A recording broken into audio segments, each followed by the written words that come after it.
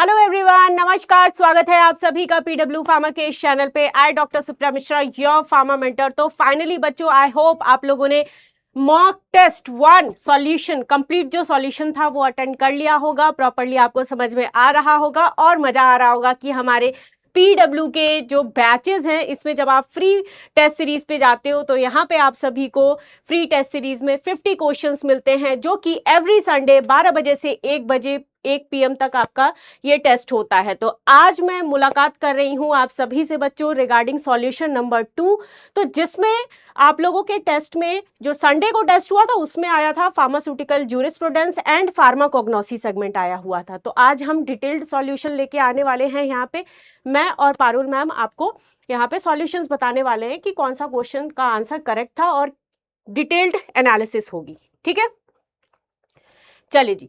तो first question था आपका, which one of the following chemicals chemical is used in the precipitation of dragon drop reagent. तो बेटा dragon drop reagent की अगर हम बात करें तो ये आपका ड्रैगन ड्रॉप रिएजेंट जो होता है एल्केलॉइड के टेस्ट के लिए बेसिकली इसको हम यूज करते हैं। ठीक है, डन। तो करेक्ट आंसर क्या है बेटा? करेक्ट आंसर हो गया आपका potassium bismuth iodide. Potassium bismuth iodide, ये आपका ऑप्शन करेक्ट है। तो ऑलवेज याद रखना पोटेशियम और आयोडाइड का बेस लगाओगे आप। ठीक है, और इसमें बिग ड्रैगन फ्रूट से हम पोटेशियम बिस्मथ आयोडाइड याद करने की कोशिश करेंगे। डन है। तो आई होप आप लोगों ने यही मार्क किया होगा। पोटेशियम मर्क्यूरिक आयोडाइड की बात करें, एम फॉर मर्क्यूरिक, तो ये आपका मेयर्स रिएजेंट का टेस्ट हो गया। ठीक है, फिर आपका पिक्रिक एसिड की बात करें तो पिक्रिक एसिड की अगर बात करें तो हैगर्स रिएजेंट का टेस्ट है। इसका हैगर्स टेस्ट की अगर हम बात करें तो हैगर्स रिएजेंट टेस्ट हो गया। पोटेशियम आयोडाइड की तो यहाँ पे आपका नेक्स्ट अगर आप देखोगे आयोडीन इन ट्राई आयोडो की अगर हम बात करते हैं तो ट्राई आयोडो जो है बेटा ये आपका वैगनार में आ जाता है। Correct, done. तो इस तरीके से आपको आई होप आप लोगों ने करेक्ट आंसर यही किया होगा और सारे बच्चों को ये आंसर्स क्लियरली समझ में आ गया होगा। मैं मान के चल रही हूँ कि बच्चों के आंसर्स 100% करेक्ट होंगे इसमें। डन। तो यहाँ पे कलर अगर हम देखें बेटा तो कलर क्या मेंशन किया है? ऑरेंज और रेडिश ब्राउन कलर देखने को मिलता है। करेक्ट, चलिए नेक्स्ट क्वेश्चन की तरफ आगे बढ़ते हैं। नेक्स्ट क्वेश्चन क्या है? Honey is mainly composed of. Honey का कॉम्पोजिशन की अगर बात करें तो ऑप्शंस में आप लोगों को sucrose, fructose, glucose, lactose, maltose ये सारा कुछ दिया गया था। राइट, तो करेक्ट आंसर क्या है बेटा? फ्रक्टोज और ग्लूकोज इसमें प्रेजेंट होता है। डन, फ्रक्टोज और ग्लूकोज प्रेजेंट होता है। तो बेटा हनी को हम एपिस एपिस मेलिफिका और डॉर्साटा, मेलिफिका और डॉर्साटा वैरायटी से ऑब्टेन करते हैं। एपिएसी फैमिली से बिलोंग करता है। केमिकल कॉन्स्टिट्यूएंट्स की जब हम बात करते हैं तो केमिकल कॉन्स्टिट्यूएंट्स में अगर देखें तो फ्रक्टोज है, ग्लूकोज है बेटा, ये भी प्रेजेंट होता है। और इनवर्ट शुगर जो है अगर हम इनकी बात करें तो इनवर्ट शुगर मेनली कैरी करता है। ठीक है, इनवर्ट शुगर कैरी करता है। और दूसरी चीज इसके लिए स्पेसिफिक अगर अडल्टरेशन हुआ है तो अपने को टेस्ट परफॉर्म करना है, तो टेस्ट कौन सा परफॉर्म करेंगे? Fees test. अडल्टरेशन को अगर फाइंड आउट करना है तो फीज टेस्ट परफॉर्म करते हैं, फीज टेस्ट। Okay, done. चलिए जी नेक्स्ट क्वेश्चन की तरफ आगे बढ़ते हैं। नेक्स्ट क्वेश्चन है आपका surgical cotton is obtained from. तो सर्जिकल कॉटन जो है बेटा इसका बायोलॉजिकल जो सोर्स है वो क्या है? गॉसिपियम मार्सूपियम से इसको हम ऑब्टेन करते हैं। तो कॉटन जो है बेटा ये गॉसिपियम मार्सूपियम की अगर बात करें इससे हम ऑब्टेन करते हैं। Correct, done. और सीड हेयर्स की अगर बात करें तो प्लांट पार्ट जो होता है दैट इज सीड हेयर होता है। Correct, done. तो सभी का सही होगा। और यही आपका सेल्यूलोज कंटेन करके रखता है। डन, सेल्यूलोज कंटेन करके रखता है। Family Malvaceae family. डन है। तो यहाँ पे सर्जिकल कॉटन जो इपिडर्मल आउटग्रोथ ऑफ किसका स्पीसीज, गॉसिपियम मार्सूपियम, जो कि सेलुलोज कंटेन करके रखता है बेटा। Remove raw cotton is process to remove fatty matter and impurities producing absorbent, right, surgical cottons, इनको हम इस्तेमाल कर रहे हैं फॉर स्वैब्स के तौर पे, सर्जिकल ड्रेसिंग्स जब करना होता है तब हम इसका इस्तेमाल करते हैं। तो ये हो गया आपका करेक्ट आंसर। स्टेम बार्क की बात करें तो बार्क पार्ट आपका सिनकोना का, सिनामन का, सिनामन भी लिख लो यहाँ पे, सिनामन, दालचीनी जिसको बोलते हैं बेटा, क्वाशिया, वुड पार्ट उसका यूज किया जाता है। नेक्स्ट है लीफ डिजिटालिस, सेना, इन सब के लीफ यूज करते हैं बेलाडोना के। रूट्स पार्ट की बात करें तो लिकोराइस, राउ वोल्फिया, इनके रूट एंड राइजोम पार्ट को हम यूज करते हैं। नेक्स्ट आ जाते हैं, क्वेश्चन था आपका guggul lipid are obtained from. तो बेटा गुगुल लिपिड जो है आपका कॉमीफोरा विटी से हम इसको ऑब्टेन करते हैं। क्या है, कॉमीफोरा विटी जो होता है बेटा, इससे हम इसको ऑब्टेन करते हैं। तो यहाँ पे करेक्ट आंसर अगर देखें तो कंटेन कर रहा है कॉमीफोरा मुकुल, राइट, कॉमीफोरा मुकुल इसको कंटेन किया हुआ बैठा हुआ है भाई। ये तो ये सभी का करेक्ट होगा, आई थिंक सो, है ना। ओके तो बेटा ये अगर हम गूगल की बात करें तो ये ओलियोगम रेजिन का एग्जाम्पल है। किसका एग्जाम्पल है, ओलियोगम रेजिन का एग्जाम्पल है। ओके ये आपका जो लिपिड लोअरिंग प्रॉपर्टी आप बोल सकते हो, लिपिड लोअरिंग प्रॉपर्टी शो करता है ना, लिपिड लोअरिंग प्रॉपर्टीज देखने को मिलती है अगर हम इसकी बात करें तो। ऑयल गम रेजिन तीन का कॉम्बिनेशन है जिसमें कि आपका कॉमीफोरा मुकुल आता है। तो यहाँ पे यही ऑप्शन दिया गया है। इसके अंदर chemical constituent guggulsterone E and Z present होता है बच्चों। इसको हम हाइपरलिपिडीमिया के कंडीशन में यूज करते हैं, मतलब कि लिपिड लोअरिंग प्रॉपर्टी, लोअर कर रहा है ये लिपिड कंटेंट को। डन है बेटा, तो ये हो गया आपका। नेक्स्ट है बॉसवेलिया सराटा। तो बेटा इसको हम क्या बोल रहे हैं, इंडियन ऑलिव नैम, ठीक है, इसको क्या बोल रहे हैं, इंडियन ऑलिव नैम। तो बेटा ये जो मुकुल होता है इसको अगर हम यूज करने की बात करें तो आप देखोगे लिपिड लोअरिंग तो है ही है, मेन प्रॉपर्टी मैंने आपको बता दी। इसके अलावा भी इसको हम फ्रेग्रेंस के तौर पे इस्तेमाल करते हैं और इंसेक्ट्स को रेपेल आउट करने में भी इस्तेमाल करते हैं। ठीक है, आप देखोगे पूजा वगैरह जब की जाती है, पूजा पाठ किया जाता है तो उसमें भी गूगल का इस्तेमाल किया जाता है। ठीक है, चलो अब हम मायरा वाली स्पीसीज की बात करें तो कॉमीफोरा मायरा ये हो गया। नेक्स्ट एजा डायरेक्टा इंडिका की बात करें तो बेटा ये आपका नीम है, नीम का बायोलॉजिकल सोर्स हो गया जो कि एंटी फंगल की तरह भी काम करता है, एंटीसेप्टिक की तरह भी काम करता है आपका। Which of the following alkaloid is biosynthesized from amino acid phenylalanine via tyrosine pathway. तो बेटा यहाँ पे अगर हम फिनाइल एलालिन की बात करते हैं जो कि सिकमिक एसिड पाथवे, जब आप पढ़ते हो सिकमिक एसिड पाथवे जब हम मैम पढ़ते हैं तो उसमें तीन कंपोनेंट आपके बनते हैं। फिनाइल एलालिन की अगर बात करें, फिनाइल एलालिन बनता है, टायरोसिन बनता है और ट्रिप्टोफैन बनता है। ठीक है, ट्रिप्टोफैन ये बनता है, तो तीन कंपोनेंट बनते हैं जिसमें से अगर हम प्रिकर्सर्स की बात करें तो ये फिनाइल एलालिन आपका मॉर्फिन का प्रिकर्सर की तरह काम करेगा। तो बायोसिंथेसाइज्ड हो रहा है, बायोसिंथेसाइज्ड प्रोडक्ट इसका फिनाइल एलालिन अगर हम देखें तो अमाइनो एसिड बनाने का वो है मॉर्फिन, मॉर्फिन के लिए एल टायरोसिन का इस्तेमाल किया गया है। अब आ जाओ नेक्स्ट क्वेश्चन के लिए। नेक्स्ट क्वेश्चन है 6 question number, which alkaloid is known for its highly toxic property and has historically been used as a poison. तो बेटा यहाँ पे आपको एल्केलॉइड कैटेगरीज की ड्रग्स जब पढ़ाया था मैंने तो उसमें बताया था कि बहुत सारे ऐसे भी ड्रग्स होते हैं एल्केलॉइड्स के जो कि बिटर टेस्ट के होते हैं। इनकी प्रॉपर्टी क्या होती है, बिटर टेस्ट के होते हैं। इसके अलावा टॉक्सिक सब्सटेंस भी कैरी करके रखते हैं जिसमें आपका निकोटीन आ गया था, स्ट्राइकनिन आ गया था, याद आया, निकोटीन, इसके अलावा स्ट्राइकनिन, ये सारे के सारे आपके क्या है, टॉक्सिक सब्सटेंस कैरी करते हैं। तो ऑप्शन में देखो क्या लिखा हुआ है, स्ट्राइकनिन मेंशन किया हुआ है, स्ट्राइकनिन।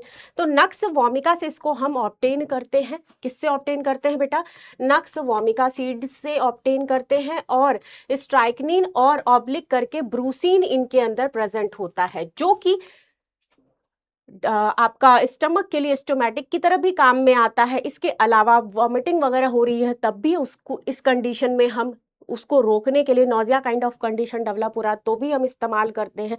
होम्योपैथी मेडिसिन की बात करें, एंजाइटी अगर हो रही है तो मतलब सीएनएस रिलेटेड डिसऑर्डर्स के लिए इस्तेमाल किया जाता है, तो एंजाइटी के कंडीशन में भी पेशेंट को हम NV200 का इस्तेमाल करते हैं।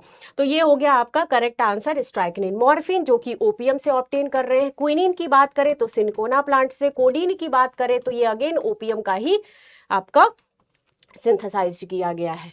Next question, which of the following is an example of an plant belongings to the scrophulariaceae family. तो बेटा स्क्रोफ्लोरेसी फैमिली आपका डिजिटैलिस की फैमिली से बिलोंग कर रहा है। Digitalis purpurea is the correct answer. Correct है। तो डिजिटैलिस परप्यूरिया आपका कार्डियक ग्लाइकोसाइड का एग्जाम्पल हो गया। इसका एग्जाम्पल है कार्डियक ग्लाइकोसाइड, और ये आपका कार्डियोटॉनिक की तरह काम करता है। करेक्ट है ना, कार्डियोटॉनिक की तरह काम करता है। नेक्स्ट इसका जो सिनोनिम होता है दैट इज फॉक्स ग्लोव बोलते हैं, और इनमें डिजिटॉक्सोज, राइट, डिजिटॉक्सोज ये चीजें इनके अंदर प्रेजेंट होती हैं। अब देखो बेटा, नेक्स्ट दिया है आर्जिमन सीड्स, जो कि आर्जिमन का जो सीड होता है बेटा, ये आपका पेपावेरेसी फैमिली से बिलोंग करता है। और दूसरी इंपॉर्टेंट चीज कि ये हार्ट के लिए अच्छा नहीं है। ये सीड अगर देखें तो हार्ट के लिए इतना अच्छा नहीं, मिलावट में इसको यूज किया जाता है बट हार्ट के लिए अच्छा नहीं है, कोलेस्ट्रॉल के लेवल को बढ़ा देता है। टोमेटो की बात करें तो सोलेनम स्पीसीज का हो गया, मतलब कि आपका टोमेटो कौन सी फैमिली से बिलोंग कर रहा है, तो सोलानेसी फैमिली वाले आ गए इसमें। अनियन में देखें तो एलियम सेपा हो गया। तो लिलिएसी फैमिली में जब पढ़ाया था मैंने, तो लिलिएसी में ऑर्नामेंटल वाले में आ जाते हैं, तो अनियन के लिए करेक्ट आंसर ये हो गया, या एमेरलिडेसी फैमिली बोल सकते हो।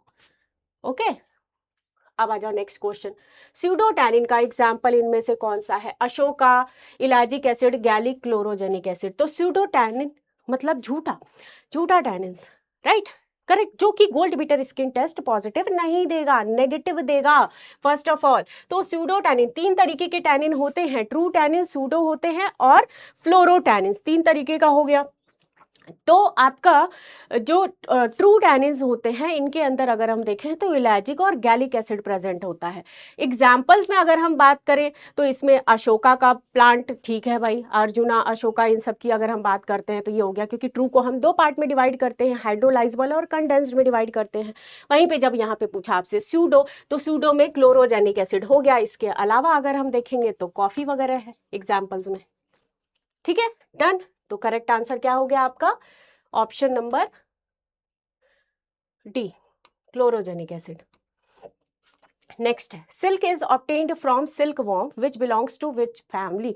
सिल्क जो है बेटा ये आपका बॉम्बेक्स मोराई से इसको हम ऑब्टेन्ड करते हैं। बॉम्बेक्स मोराई, मोराई, इससे हम इसको ऑब्टेन करते हैं। डन है।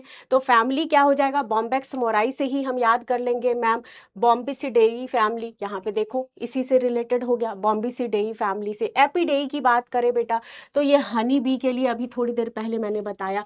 बॉविडेई की जब हम बात करते हैं बेटा तो बॉविडेई फैमिली में कोई आप में से बताओ जल्दी, बॉविडेई में क्या आ जाएगा करेक्ट आंसर। बॉविडेई, बफेलो, शीप, ऐसे करके याद कर लो, ठीक है, बफेलो, शीप, ये सब हो गए। कैस्टरडेई फैमिली की अगर हम बात करते हैं तो कैस्टरडेई, कैस्टर वाले में ही क्या होगा, कैस्टरोनियम जो होता है आपका, बेवर्स वगैरह ये सब इसमें आ जाते हैं। Okay, done. चलिए नेक्स्ट आ जाते हैं क्वेश्चन की तरफ। Family of beavers known as producing castoreum. Okay, next question है, which of the following chemical test is use to detect colophony in resin. तो बेटा इनमें से कोलोफोनी प्रेजेंट है, केमिकल कॉन्स्टिट्यूएंट की बात करें इन रेजिन में, तो इसके लिए हम बॉडोलिन टेस्ट करेंगे, हेल्फिन्स करेंगे, कॉपर्स करेंगे, या वैन उर्क करेंगे। तो देखो पहले वैन उर्क तो गलत हो गया, क्यों, क्योंकि वैन उर्क हम टेस्ट परफॉर्म करते हैं एरगट के लिए। ओके, कॉपर एसीटेट टेस्ट की अगर हम बात करें तो बेटा कॉपर एसीटेट टेस्ट किसके लिए परफॉर्म करोगे, किसके लिए, किसके लिए, तो कॉपर एसीटेट टेस्ट हम परफॉर्म करेंगे मैम कोलोफोनी के लिए। किसके लिए, कोलोफोनी के लिए। नेक्स्ट है हेल्फिन्स टेस्ट की अगर हम बात करें तो बेटा ऑयल वगैरह के लिए जब हम ये टेस्ट परफॉर्म करते हैं, ऑयल फैट, है ना, ऑयल फैट, इनके लिए हो गया।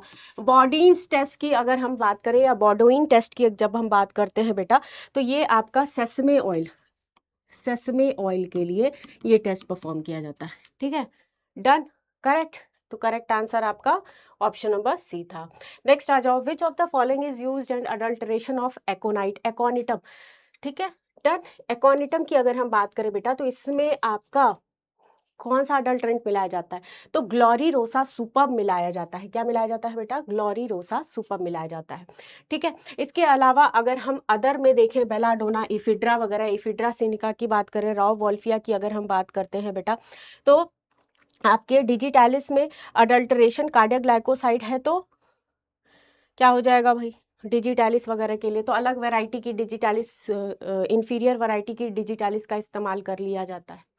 डन है, ओके चलो नेक्स्ट। इसको हम माहुआंग बोलते हैं, इफिड्रा को क्या बोलते हैं, माहुआंग बोलते हैं मैम, इफिड्रा माहुआंग, ओके।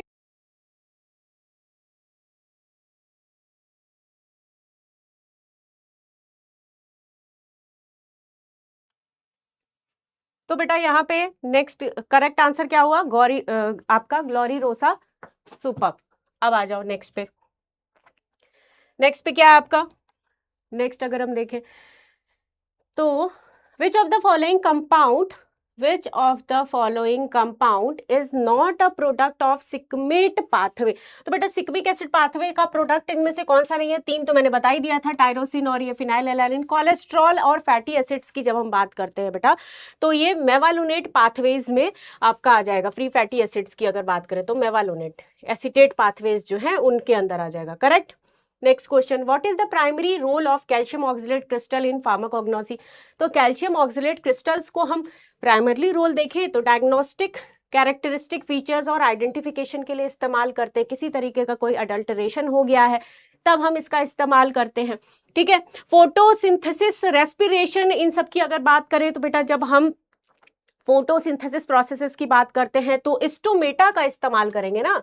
स्टोमेटा ये काम कर रहा है आपका रेस्पिरेशंस जो है आपका, इसके अंदर में हमें इस्तेमाल किया जाएगा। डन, तो ये आंसर करेक्ट हो जाएगा आपका ऑप्शन नंबर सी। चलो जी नेक्स्ट है, which fixed oil is obtained from the seeds of ricinus communis. तो बेटा यहाँ पे आलमंड ऑयल, कैस्टर, अराकिस और कोकोनट ऑयल की अगर हम बात करते हैं तो क्या होगा करेक्ट आंसर। तो यहाँ पे रिसिनस कम्युनिस की जब हम बात करेंगे तो देखो क्या है करेक्ट आंसर, रिसिनस कम्युनिस, तो कैस्टर ऑयल में, किसमें बेटा, कैस्टर ऑयल में। आलमंड नहीं होगा, अराकिस जिसको कि मूंगफली का तेल बोल रहे हैं, कोकोनट ऑयल में भी नहीं, इनमें भी नहीं प्रेजेंट है। डन, तो आपको प्रूनस एमेक्डालस जो कि आलमंड ऑयल की बात करें तो ये करेक्ट आंसर हो। अराकिस ऑयल की जब हम बात करते हैं बच्चों तो इसमें आपका अराकिस ऑयल, ग्राउंड नट ऑयल या फिर मूंगफली का जो तेल होता है वो हो गया। कोकोनट ऑयल जो कि कोपरा ऑफ कोकस नॉसिफेरा से ऑब्टेन किया जा रहा है। Next question, belladonna alkaloid exhibit. Belladonna alkaloid जो है बेटा एंटी कोलिनर्जिक इफेक्ट की तरह काम करता है। एड्रिनर्जिक क्या होगा, तो करेक्ट आंसर क्या है आपका, एंटी कोलिनर्जिक इफेक्ट है ना, एंटी कोलिनर्जिक इफेक्ट की तरह काम करता है। तो इसमें जितने भी आपके रिलेटेड टू स्वेटिंग है ये सारी चीजों से भी बिलोंग करेगा, ठीक है। सिक्रीशन से रिलेटेड, हार्ट रेट से रिलेटेड, तो ये आपका सलाइवेशन को रिड्यूस करने में हेल्प कर रहा है, इंक्रीज कर रहा है हार्ट रेट को, रिड्यूस कर रहा है गैस्ट्रोइंटेस्टाइनल मोटिलिटी को और ब्रोंको डायलेशन की तरह काम कर रहा है। तो this one is the correct answer. Which marine derived compound is used to an antiviral agent against herpes virus. तो बेटा हर्पीज वायरस एंटी वायरल की जब हम बात करते हैं तो इसमें आपका क्या आ जाएगा, एराए, विडाराबिन। एराए मराइन सोर्स है बेटा, ये आपके मराइन सोर्स से इसको हम ऑब्टेन कर रहे हैं। एरासी अगर होता तो एरासी जो होता है बेटा इसको हम एंटी कैंसर प्रॉपर्टी की तरह काम में लाते हैं। एवरऑल की अगर हम बात करें तो ये आपका एंटी वायरल प्रॉपर्टीज है, बट एंटी हर्पीस के केस में इसको हम इस्तेमाल नहीं करते हैं, ये ध्यान रखिएगा। इसी वजह से ये आंसर आपका इनकरेक्ट था।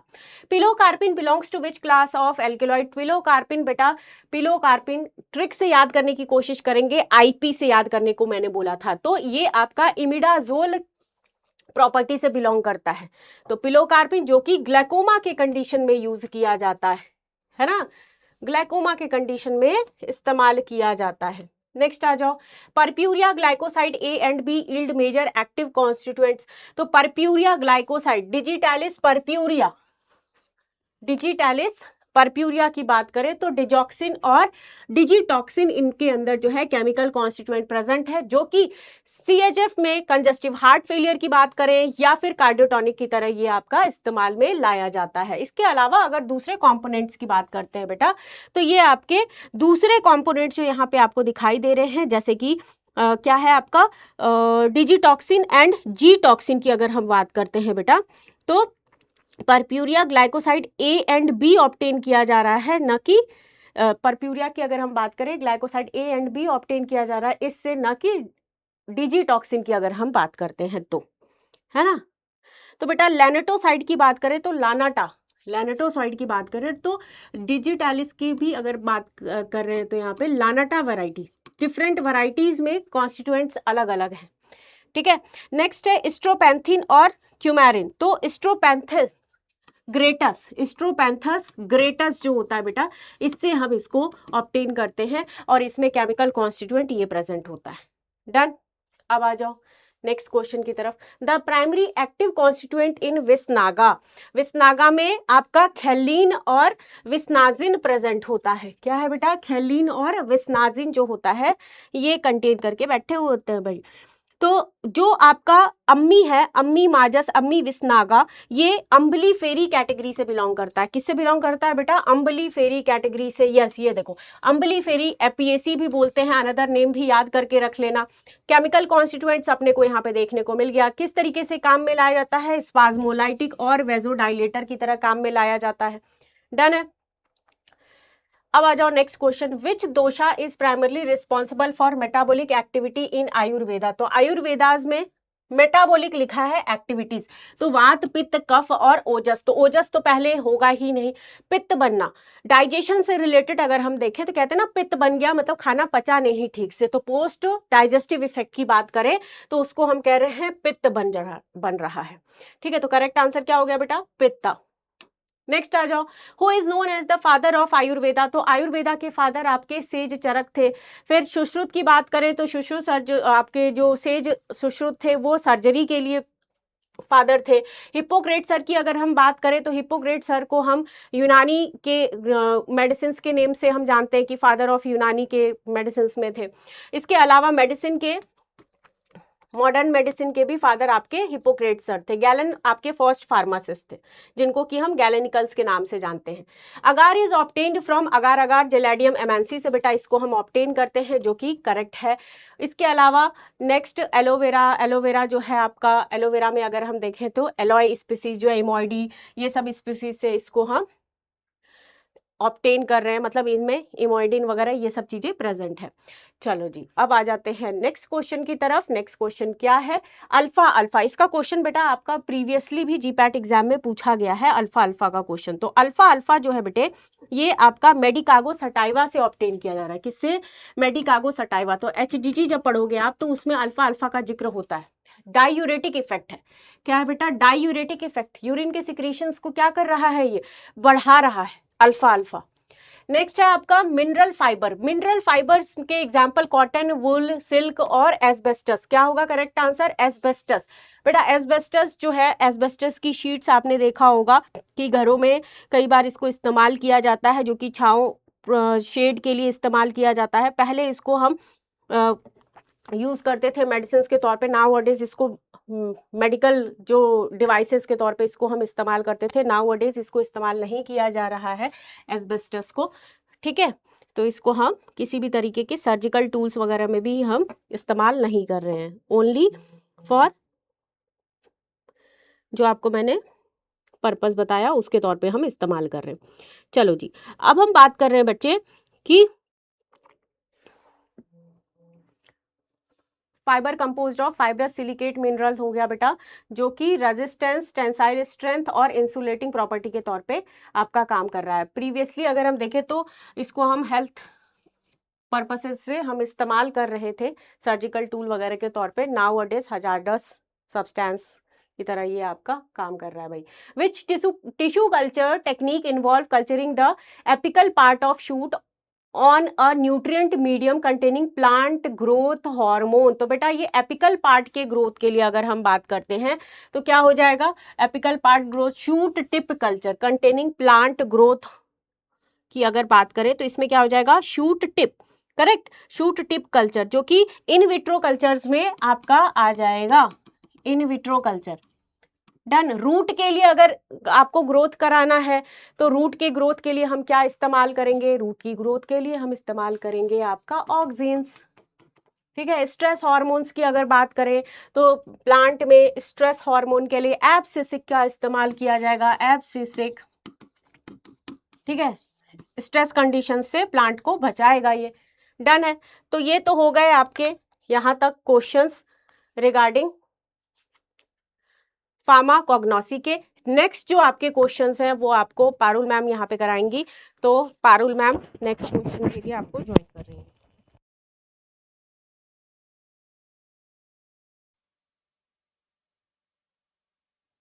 तो अब बात करते हैं फार्मास्यूटिकल ज्यूरिस्प्रूडेंस के पार्ट की। जो आपके अब क्वेश्चंस हैं वो रहेंगे ज्यूरिस्प्रूडेंस के। तो फर्स्ट क्वेश्चन है हमारा, मतलब 26th क्वेश्चन है, the Indian poisons act was enacted in which year. तो आपको चार ऑप्शंस दी गई हैं, 15th ऑफ अप्रैल 1905, 3rd सितंबर 1919, 19th मार्च 1940 या फिर 18th ऑफ जून 1948। तो इसका करेक्ट आंसर है 3rd ऑफ सितंबर 1919। तो ये आपको कैसे याद रखना है, 3 9 1 9 1 9, तो इसी से याद हो जाएगा भाई, इतने सारे 9 हैं। तो 3rd सितंबर 1919 was the date when poisons act was enacted. चलिए जी, तो वही यहाँ पर हमने बताया है आपको, और क्लैरिटी हो जाएगी ये पढ़ के कि जो हमारा इंडियन पॉइजन्स एक्ट था ये 3rd सितंबर को इनेक्ट किया गया। किस लिए किया गया, to regulate import, possession and sale of poisons in India. चलिए अब चलते हैं नेक्स्ट क्वेश्चन पे। नेक्स्ट क्वेश्चन है, licensing for the sale of poisons under the poisons act is granted by whom। चार ऑप्शंस आपको दिए गए, drug inspector, magistrate, state government authority या फिर सेंट्रल ड्रग लैब। तो licensing for the sale of poison, तो ये जो दिया जाता है अथॉरिटी, ये दी गई है स्टेट गवर्नमेंट को। तो state government authority, C is the correct answer. तो under this act of Indian poisons act of 1919, state government is empowered to regulate possession and sale of poisons. और जो स्टेट गवर्नमेंट है वो इसके लिए appoint कर सकती है या ऑथोराइज कर सकती है किसी भी एप्रोप्रिएट अथॉरिटी को जो लाइसेंस ग्रांट करे for the sale of poisons. चलते हैं नेक्स्ट क्वेश्चन पे। नेक्स्ट क्वेश्चन है, the words for external use only must be printed on the label of. तो ये लेबलिंग का क्वेश्चन है कि वर्ड्स जो हैं फॉर एक्सटर्नल यूज ओनली, ये किसके लेबल पर आपको दिखते हैं, tablets, injectables, liniments and lotions या सिरप्स।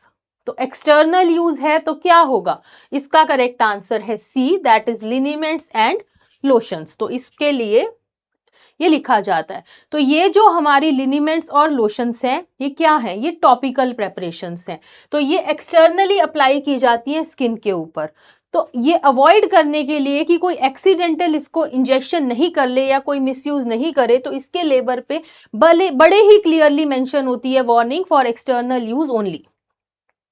चलिए अब चलते हैं एक बहुत बहुत बहुत इंपॉर्टेंट क्वेश्चन पर। बहुत सारे प्रीवियस ईयर आप क्वेश्चंस देखो, उनके अंदर ये क्वेश्चन कई बार रिपीट हुआ है कि who is the chairman of drug technical advisory board. चार ऑप्शंस दिए गए हैं, DCGI, DGHS तो drug controller general of India, director general of health services, health minister of India या प्रेसिडेंट ऑफ PCI। तो करेक्ट आंसर इसका B है, director general of health services. तो ये चेयरमैन रहते हैं हमारे ड्रग टेक्निकल एडवाइजरी बोर्ड के।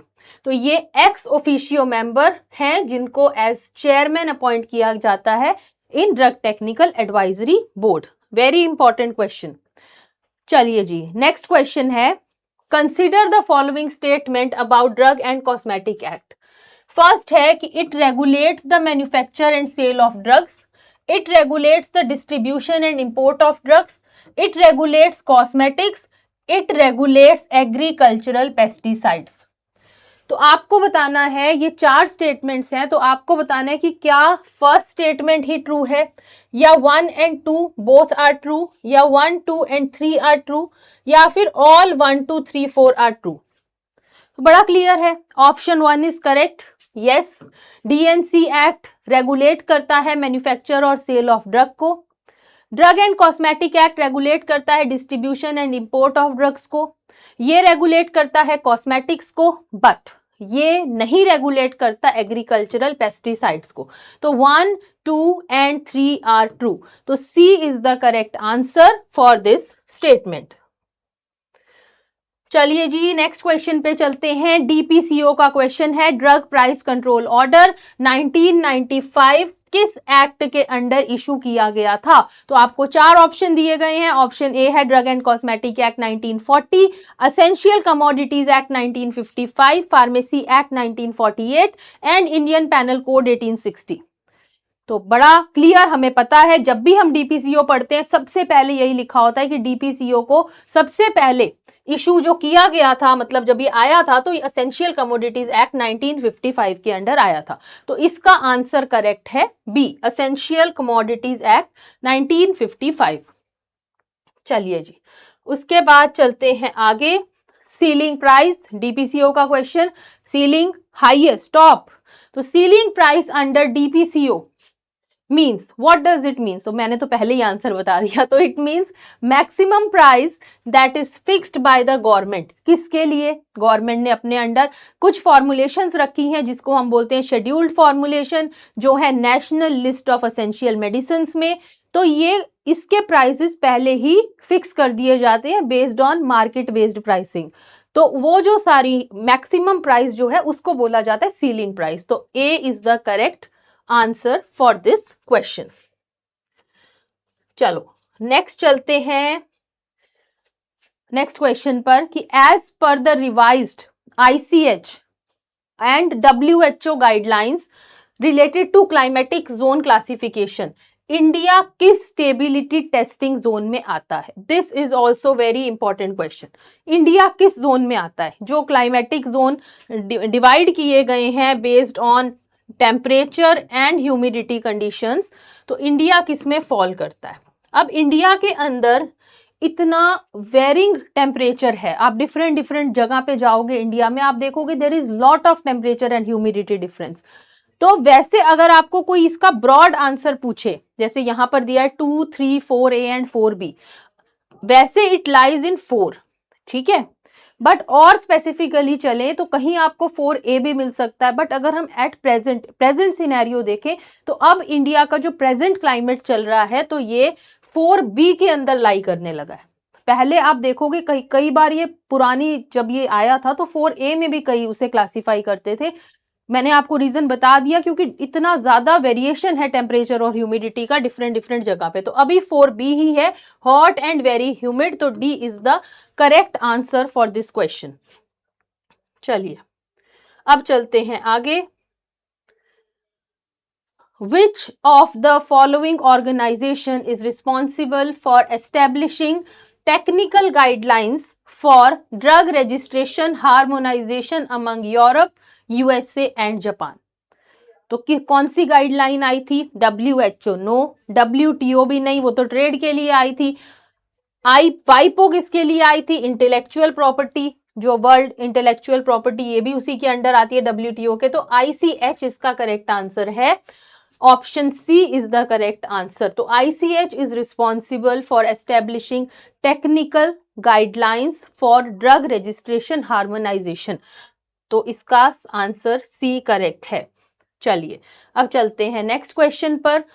What is the primary purpose of schedule M under drug and cosmetic rules? Schedule M क्या है? शेड्यूल M में GMP, good manufacturing practices. M की भी बात करें तो शेड्यूल M एलोपैथी में डील कर, सारी एलोपैथी आती है इसके अंदर, एलोपैथी का GMP। M1 की जब हम बात करते हैं तो GMP फॉर होम्योपैथी। M2 की अगर मैं बात करूं तो GMP फॉर कॉस्मेटिक्स। और M3 की अगर मैं बात करूं तो GMP फॉर मेडिकल डिवाइसेस। तो जो शेड्यूल M है हमारा, ये GMP से डील करता है। तो इसका आंसर है B, good manufacturing practices. Clinical trial जो गाइडलाइंस है ये शेड्यूल Y में आती है। List of prescription drug schedule H में आती है। Fee structure for drug analysis schedule B में आती है। ठीक है, तो करेक्ट आंसर बी है इसका। चलिए जी, अब चलते हैं नेक्स्ट क्वेश्चन पर। Application for manufacture of cosmetics is made in. तो जब ऐसा क्वेश्चन आए बच्चे, बड़ा ध्यान रखना है कि आपसे क्या पूछा गया है, एप्लीकेशन पूछा गया है या फिर ग्रांट ऑफ लाइसेंस पूछा गया है। दोनों का आंसर वेरी कर जाता है, तो ऐसे क्वेश्चन को जल्दी से अटेम्प्ट नहीं करना, प्रॉपर तरीके से पढ़ के फिर अटेम्प्ट करना है। तो इसमें आपसे पूछा है application for manufacture of cosmetics. 4 option आपको दिए हैं, किसमें लगाओगे, फॉर्म 31 में, 32 में, 31A में या 33 में। तो फॉर्म 31 में आप एप्लीकेशन लगाओगे अगर आपको कॉस्मेटिक्स की मैन्युफैक्चरिंग करनी है और आपको उसके लिए लाइसेंस लेना है। तो 31 में एप्लीकेशन, 32 में you will get licence for manufacture of cosmetic, 31A में आपको एप्लीकेशन लगानी है फॉर ग्रांट और renewal of loan licence to manufacture cosmetic, 33 is certificate of renewal of licence to manufacture cosmetics. Next question legislation पर, उसमें क्या है कि in which year was the Hathi committee appointed by the government of India to investigate the state of pharmaceutical industry, 1948, 74, 86 या 95। तो इसका answer है B, that is 1974। जो हाथी कमेटी है जिसके चेयरमैन थे जय सुखलाल हाथी, जिनके नाम पर इस कमेटी का नाम पड़ा, ये कॉन्स्टिट्यूट की गई थी 1974 में और इन्होंने अपनी रिपोर्ट सबमिट करी 1975 में। ठीक है, तो मैंने आपको बताया कि इसका नाम क्यों हुआ ये हाथी कमेटी, बिकॉज इनके चेयरमैन थे जय सुखलाल हाथी। चलिए जी, अब चलते हैं नेक्स्ट क्वेश्चन पर। यह भी लेजिस्लेशन का क्वेश्चन है। Which concept was introduced by the Bhore committee as the basic unit for providing comprehensive health services to the rural population. तो भोरे कमेटी ने 3 टायर सिस्टम दिया था, पीएचसी का कंसेप्ट दिया था बेसिकली। तो इन्होंने प्राइमरी हेल्थ सेंटर का कंसेप्ट दिया था, जिसमें भोरे कमेटी ने इंडिया की जो एग्जिस्टिंग मेडिकल कंडीशंस थी उसको स्टडी करते हुए ये बोला कि कम से कम 40,000 की पॉपुलेशन पर एक प्राइमरी हेल्थ सेंटर होना चाहिए जो बेसिक मेडिकल फैसिलिटीज जो हमारी जनता है उसको प्रोवाइड कर सके। और जो 3 टायर मेडिकल सिस्टम था, डिस्ट्रिक्ट हॉस्पिटल, पीएचसी, ये सारा जो कंसेप्ट आया था सब भोरे कमेटी की देन था। तो सी इसका करेक्ट आंसर है, प्राइमरी हेल्थ सेंटर। चलिए जी, नेक्स्ट क्वेश्चन आपका prevention of cruelty to animal act से रिलेटेड है। इसमें है which of the following is not included in composition of institutional animal ethical committee as per CPC/SCA guidelines. ठीक, तो जब हमारी इंस्टीट्यूशनल एनिमल एथिकल कमिटी बनती है तो उसमें कौन से मेंबर नहीं है? क्या जो वेटनरी डॉक्टर्स या कोई मतलब जो आपके बेसिकली जो एनिमल्स हैं तो उसको जो डील कर रहे हैं वो सोशली अवेयर नॉन साइंटिस्ट ये भी होंगे, एनिमल्स है तो ये भी होंगे, फार्माकोलॉजिस्ट फ्रॉम CDSCO ये नहीं होते, CPC/SCA के एक नॉमिनी भी रहते हैं। तो सी इसका करेक्ट आंसर है, जो इसके मेंबर नहीं है। चलिए नेक्स्ट, NDPS का question, narcotic drug and psychotropic substance act किस ईयर में इनैक्ट हुआ? ऑप्शंस आपको दी गई हैं 1983, 1985, 1987 या 1990। तो ये एक्ट आया था 1985 में, जिसको आप NDPS एक्ट भी बोलते हो। 1985 के अंदर ये एक्ट आया था। चलिए अगेन NDPS का ही क्वेश्चन है। रेजिन जो कैनाबिस से ऑब्टेन्ड है उसको क्या बोलते हैं? क्या उसको गांजा बोला जाता है, चरस बोला जाता है, कोका या फिर ओपियम? तो करेक्ट आंसर है B, resin obtained from cannabis is called charas. ठीक, तो ये इसके डेफिनेशंस दी हैं जो इस एक्ट में, उसमें बड़ी क्लियरली चीजों को मेंशन किया गया है। तो चरस is the separated resin that is obtained from cannabis plant. ठीक, तो चरस है रेजिन फ्रॉम कैनाबिस। गांजा क्या है? फ्लावरिंग और fruiting tops of female cannabis plant. Bhang leaves होती हैं जो कैनाबिस प्लांट की। तो मुझे लगता है क्लियर हैं चीजें कि गांजा मैंने आपको बता दिया। ओपियम जो होता है ड्राइड लेटेक्स होता है जो हमारा पेपावर सोमनीफेरम का। कोका इरिथ्रोजाइलन स्पीसीज से मिलता है। Next question, MTP act. MTP is medical termination of pregnancy act, medical termination of pregnancy act. तो जब भी एमटीपी लिखा हो तो आपको समझ जाना चाहिए कि क्या एक्ट है ये। ठीक, कब आया था? 1971 में आया था। तो क्या पर्पस से आया था ये आपको क्वेश्चन दिया गया है। 4 ऑप्शन दिए हैं, to promote contraceptive sales, to legalise abortion under medical supervision, to encourage population growth, या टू प्रमोट एडॉप्शन। इसका करेक्ट आंसर है बी। ये एक्ट क्यों लाया गया? ताकि अबॉर्शन लीगलाइज किए जा सके अंडर मेडिकल सुपरविजन, जिससे फीमेल हेल्थ को ध्यान में रखते हुए इस एक्ट को लाना पड़ा, और फीटस की भी हेल्थ। चलिए नेक्स्ट, अब एमटीपी एक्ट बहुत इंपॉर्टेंट इसलिए भी हो जाता है हमारे competitive exam point of view से, क्योंकि इसकी 2021 के अंदर एक अमेंडमेंट आई है जिसने काफी चीजें चेंज कर दी हैं। तो इसका जो 2021 के अमेंडमेंट के according, under the amendment of MTP act 2021, up to how many weeks of pregnancy can a woman seek termination with the opinion of 1 RMP? तो एक RMP की ओपिनियन के बाद कितने वीक्स की प्रेगनेंसी टर्मिनेट की जा सकती है? तो इसका आंसर है 20 वीक्स।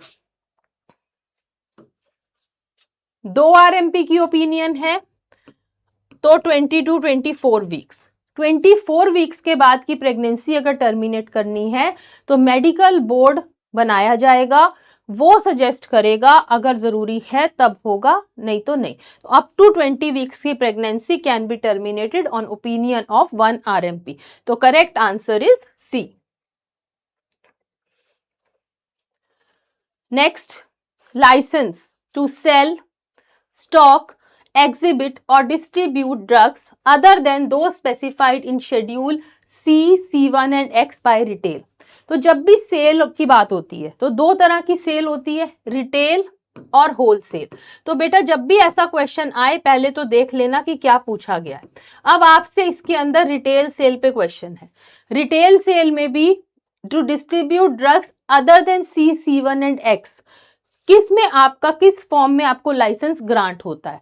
फॉर्म 24, 21, 25 या 20। बड़ा क्लियर आंसर है, जब भी रिटेल सेल के लाइसेंस की बात होती है फॉर्म 20 के अंदर इसको ग्रांट किया जाता है। ठीक है, ये 24, 25 है ये मैन्युफैक्चरिंग के आ जाते हैं फर्दर।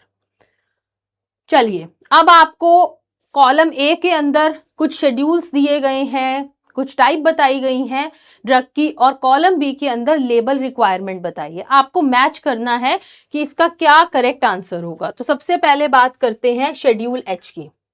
शेड्यूल एच की जो भी ड्रग्स होती हैं उनके ऊपर सिंबल RX लिखा होता है on the top left corner. Schedule x की अगर मैं बात करूं तो NR नारकोटिक है ना, तो NR रेड इंक के अंदर लिखा है क्योंकि नारकोटिक्स अलाउड नहीं है, वो आप ऐसे नहीं ले सकते हो।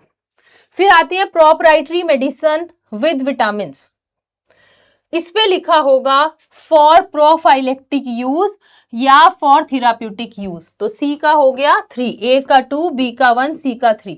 और वेटनरी मेडिसिन पे सिंबल बना होगा एनिमल हेड का, क्योंकि वेटनरी मेडिसिन है, और उस पे लिखा होगा नॉट फॉर ह्यूमन यूज। तो डी का 4। तो इसका करेक्ट आंसर बड़ा ही क्लियर है, A is the correct answer for this question. चलिए, अब आते हैं नेक्स्ट पे। अगेन लेजिस्लेशन का ही क्वेश्चन है ये भी, कि what was the primary objective of the Kelkar committee regarding pharmaceutical sector. तो मशेलकार कमिटी आई, पैरेलल ही केलकार कमिटी आई। तो 4 ऑप्शंस आपको दिए गए हैं, to review and reform the DPCO, to mandate the death penalty for spurious drug manufacturers, to establish the first pharmacy council of India, या to ban the export of bulk drugs to develop nation.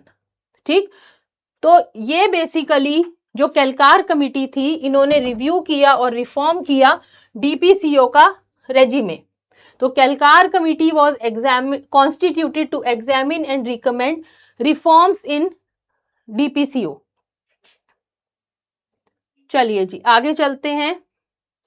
As per section 3 of pharmacy act, how many teachers of pharmaceutical chemistry, pharmacy, pharmacology and pharmacognosy are elected to central council by UGC? 4 member, 6 member, 3 member and 5 member. तो correct option is B, that is 6 members. Next question, which officer is responsible for the enforcement of NDPS act at the central level? NDPS act को central level में कौन से officer enforce कराते हैं? तो इसका answer है narcotic officer of India. Excise officer जो होते हैं वो आपको medicinal and toilet preparation act में पढ़ोगे, इनके बारे में पढ़ते हो, तो A is the correct answer. Next, according to schedule H of drugs and cosmetic rule, which of the following drugs require a prescription from RMP for its sale? तो इन चारों में से कौन सी ड्रग है जो शेड्यूल एच की drug है जिसमें प्रिस्क्रिप्शन रिक्वायर्ड है सेल के लिए? एस्पिरिन, पैरासिटामोल, एम्पिसिलिन या विटामिन सी? क्या आंसर है? देख के ही पता चल रही है चारों option. Ampicillin is the correct answer. ठीक है, तो शेड्यूल एच के अंदर वो ड्रग्स आती हैं जो prescription, H for hand written, तो उससे याद हो जाएगा प्रिस्क्रिप्शन ड्रग्स, तो it can be sold only on the prescription of RMP. तो ये मेडिसिन जो मैंने बताया कि ये आरएक्स सिंबल लेफ्ट कॉर्नर पे होता है, तो पेनिस जो भी आपकी एंटीबायोटिक्स हैं, जैसे एम्पिसिलिन इज अ पेनिसिलिन, तो it falls under the category of antibiotic, तो ये शेड्यूल एच के अंदर आ जाती है। Last question, which section of Drug and Cosmetic Act primarily deals with the prohibition of import of certain drugs and cosmetic into India? तो which section deals with prohibition of import of certain drugs? Section 10, 18, 27 and 33. तो ये है section 10। ठीक, तो section 10 deals with the prohibition of import, ये prohibit करता है import of drug and cosmetic, कौन सी? जो स्टैंडर्ड क्वालिटी की नहीं है, not of standard quality, NSQ, miss branded, adulterated, spurious, तो ऐसी ड्रग्स जो हैं इसको आप इंपोर्ट इंडिया में नहीं कर सकते हो। तो ये आपके क्वेश्चंस थे। तो आपने आज पूरी फार्माकोग्नोसी और हमारा ज्यूरिस्प्रूडेंस का हमने जो कवर किया है पार्ट। ठीक है, thank you very much, have a nice day.